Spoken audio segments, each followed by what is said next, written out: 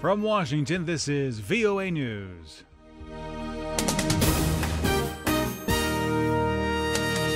Hello, I'm Steve Miller. U.S. President Donald Trump and Russian President Vladimir Putin have approved a joint statement on Syria. They agree that there is no military solution to the conflict.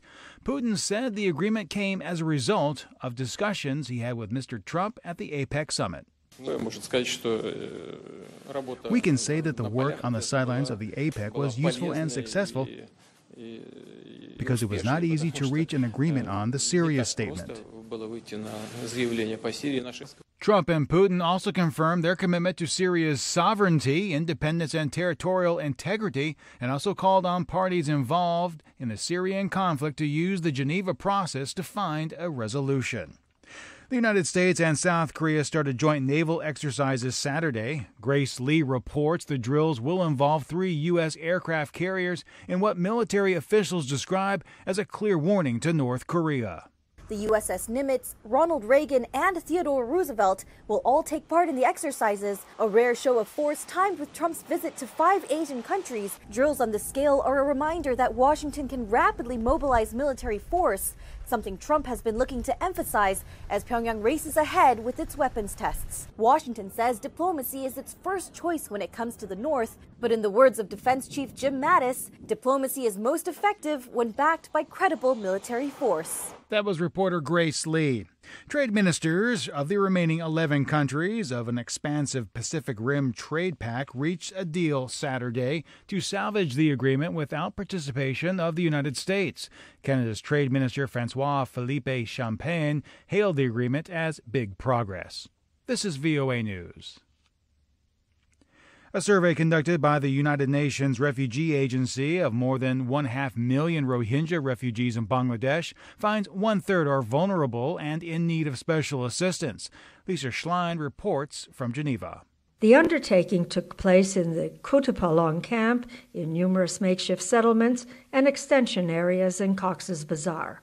It was conducted jointly by the UN Refugee Agency and Bangladesh's Relief and Repatriation Commission. The UNHCR reports more than 100 people were hired to go shelter to shelter to gather data on more than 120,000 families comprising nearly 518,000 refugees.